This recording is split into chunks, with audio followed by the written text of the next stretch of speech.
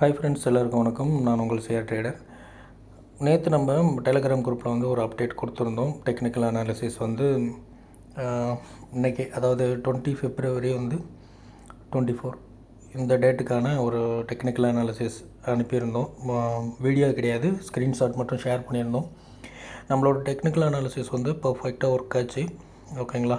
Actually எனக்கு இன்றைக்கி வந்து லைவ் போடுறதுக்கு முடியல. ஸோ ஆனால் இருந்தாலும் நமக்கு அந்த டெக்னிக்கல் அனாலிசிஸ் நம்ம போட்டிருந்த ட்ரெண்ட் லைனை கரெக்டாக எக்ஸ்பெக்ட் பண்ணி மேலே போயிருக்கோம். ஓகேங்களா? பிரேக் அவுட் கொடுக்கல. ஸோ அப்பில் வந்து மேலே போயிருக்கு. அதாவது நிஃப்டி 50 அப்படி தான். அடுத்து வந்து பேங்க் நிஃப்டி பார்ப்போம். பேங்க் நிஃப்டியும் நம்ம எப்படி மார்க் பண்ணி நான் காமிச்சிருக்கேன் பாருங்கள். இதே ஷேப்பில் தான் மார்க்கெட் வந்து போயிருக்கு. கீழே பிரேக் அவுட் கொடுத்து நமக்கு வந்து இந்த இடத்துல ரீடெஸ்ட் ஆகும்போது பிரேக் அவுட் திரும்ப அகைன் வந்து பிரேக் அவுட் வச்சிட்டோம். ஓகேங்களா?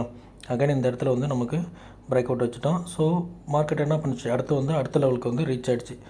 பேங்க் நிஃப்டி வந்து நம்மளோட லெவல்ஸ் வந்து 47,156 வந்து போக வேண்டியது.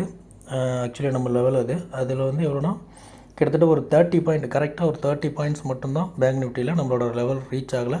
ஸோ ஆனால் நமக்கான என்ட்ரி வந்து இங்கே கிடச்சிருக்கு. 46,800 நமக்கு ஒரு என்ட்ரி கிடச்சிருக்கு. அதில் நம்ம எடுத்திருந்தாலும் நமக்கு வந்து ஒரு நல்ல ப்ராஃபிட் மார்ஜின் வந்து கிடச்சிருக்கும். ஸோ நாளைக்கு என்ன அப்படின்னா, நாளைக்கு சேம் தான். இந்த சப்போர்ட் அண்ட் ரெசிஸ்டன்ஸ் தான், வேறு எதுவுமே மாற்ற போகிறது கிடையாது. ஸோ சேம் தான், அதே சப்போர்ட் அதே ரெசிஸ்டன்ஸ்.